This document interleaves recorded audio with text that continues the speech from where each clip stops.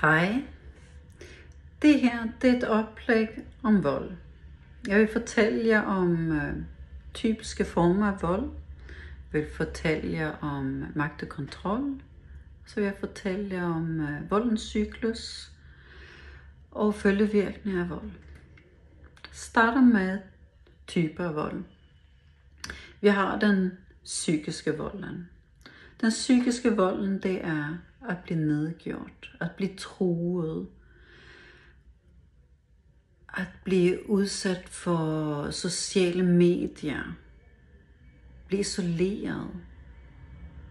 Den fysiske volden, det er at blive slået, at blive spyttet på, at blive skubbet, at blive rusket og hivet i. Den økonomiske volden, det er at nogen kan tage et lån i ens navn gennem trusler, eller at man skal spørge om lov til at få udleveret penge til mad, eller man skal bede om penge. Så har vi den materielle volden. Den materielle volden, den udsætter voldsudøveren, den voldsudsatte for, men aldrig ud over vedkommendes egne ejendele. Det er altid ud over den voldsudsattes ejendele. Det kan også være at få klippet stykker af sit tøj. At opdage, når man går på arbejde, at man har små huller i sit tøj. Og det er en måde for voldsudøvere at fortælle, at jeg har magten her, og jeg kan gøre, hvad jeg har lyst til. Så har vi også den seksualiserende volden, som det er voldtægt. At det bliver truet til en seksuel handling, som man ikke har lyst til. Om at de ikke ønsker det, men alligevel føler, at man bliver nødt til det. Jeg har haft mennesker, der fortalte mig, at de var nødt til at udøve en seksuel handling for at få fred i huset. For det ellers vidste de ikke, hvad det ville ske. Så ville volden blive endnu værre. Og det, jeg vil fortælle om nu, det er faktisk, hvad det handler om. Det der med at prøve at undvige, at volden kommer ud i voldsudøvelse. Og det kalder man for voldens cyklus. Voldens cyklus, det er simpelthen en rund cirkel. På den grønne periode er den gode perioden, og så går vi over i den gule periode, som er den periode, hvor det hele bliver opbygget, spændingen bliver lidt mere. Og så går vi ud i den røde, hvor det er volden. Den grønne periode, du bliver forelsket. Det er love booming, det er fantastisk.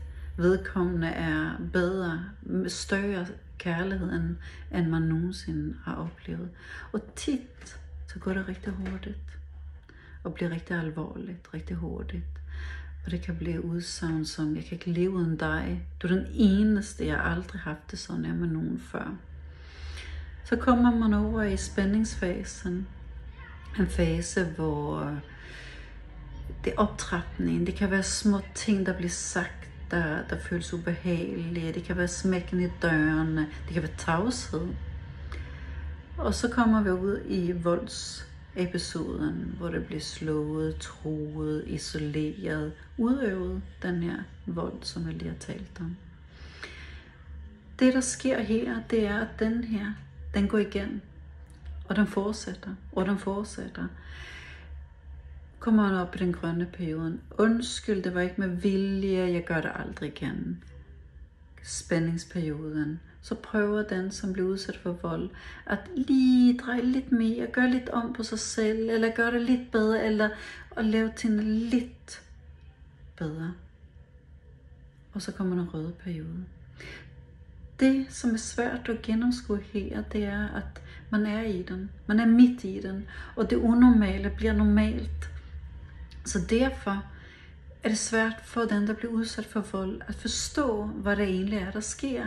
Fordi det sker så successivt, det er systematiserende, og det sker igen og igen. Og det kan ske inden for en time flere gange, eller måske på en måned. Men det samme sker, det er, at volden, den kommer til at ske. Og det er rigtig, rigtig svært at gå ud af det her. Det er næsten umuligt. Så derfor er det ret tit, man skal søge hjælp, når man er i den her voldscyklus. Så har vi kommet til magt og kontrol. Mange af dem, jeg har været arbejdet sammen med og haft i klinikken, som har været udsat for vold, de undrer sig, hvorfor er det egentlig, at vedkommende gør det her mod mig. Og det findes jo selvfølgelig ikke nogen svar på, men det findes noget, der er gennemgående, og det er, at det handler om magt, og det handler om kontrol. Fordi voldsudøveren gennem at voldsudsat for vold, får magt og kontrol, fordi vold er effektivt. Og vold gør, at den, der bliver udsat for det, ændrer adfærd og får en måde at kapere volden på. Den går om på sig selv. Og det kan være i form af undvige at spise nødder, fordi nødder larmer. Det kan være, at voldsudøveren ikke har lyst til, at det skal være lys i hjemmet.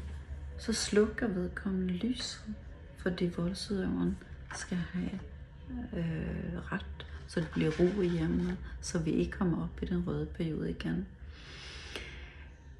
Det er, som er typisk af vold, det er, at det kommer nogle følgevirkninger. Og det findes 3. Det første, det er en ændring af opfattelsen af sig selv.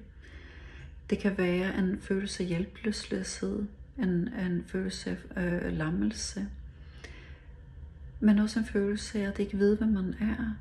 En fornemmelse af at ikke kende sig selv, men også en følelse af skyld og skam. Fordi ting er blevet drejet, ting er blevet sagt, jamen du kan jo ikke finde ud af det. Det er din skyld, jeg gør det her. Jeg elsker dig så meget, jeg kan ikke styre det. Så den, der bliver udsat for vold, går om på opfattelsen og tror, det er vedkommendes skyld.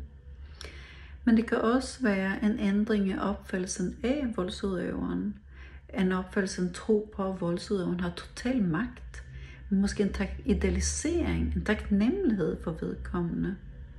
Men det kan også være, at gennem den her cyklus, at man normaliserer, hvad der sker, og hvad voldsudøveren udsætter en for. Men det kan også være en ændring i forhold til mennesker omkring sig, det er nummer 3. Mange, der bliver udsat for vold, trækker sig fra venner og dem, der er familier, isolerer sig.